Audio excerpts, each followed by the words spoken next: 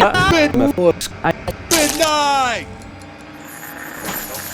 I guess first things first, I wanted to show you I'm wearing my MF Doom shirt. Wow. Yeah.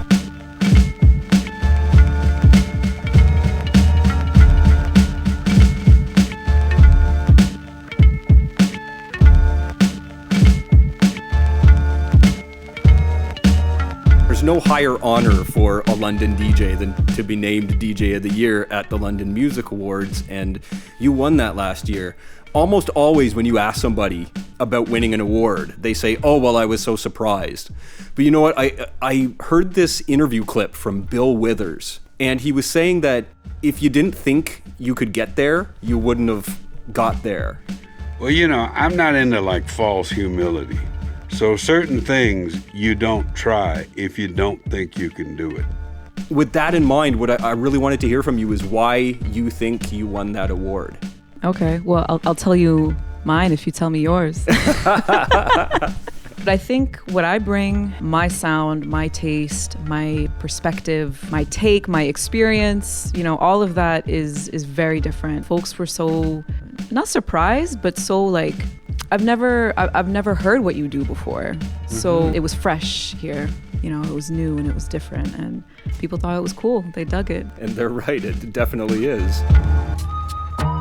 Let me ask you about your musical taste. You not only enjoy old school music, but you present it in an old school way. You know, you're dropping vinyl and you're out crate digging at the record stores, which is amazing. What is your connection to that old school sound? It started when I was in Montreal, this discovery and exploration into vinyl and just what vinyl is and why do people, you know, devote rooms in their house to store these things and spend so much money on it and all that. Were you wondering that before you got into it yourself? Yeah, I was. I mean, I was curious about vinyl in itself because I was like, how does this work? You know what I mean? Like I had CDs as a kid, but there was no records in my house. Really? My parents, my parents didn't buy that stuff. So it does not come from at some the point you family. actually discovered this whole world. You weren't raised in it. No. Wow. Oh, no. I wasn't. Wow. I was lucky enough to be around vinyl DJs, analog producers as well. Like that was my circle. And being in that world, you really start to listen to music, like to the very fine details.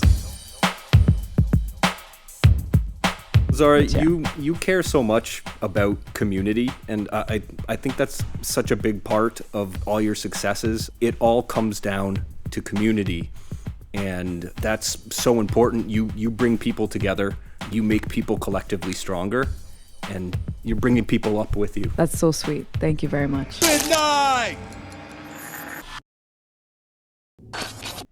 All right, if you enjoyed that conversation with Zahra HABIB, you definitely want to check out some more of our content with DJs and producers like producer Junior T, and we also had DJ Me Time drop a set right here in studio. You got to check them both out. Also, don't forget to hit that subscribe button because we got more great content like this going up every single week, and I don't want you to miss it. I'd also really appreciate it if you'd hit that like button on this video and go ahead and leave a comment because I'm always dying to know what you think.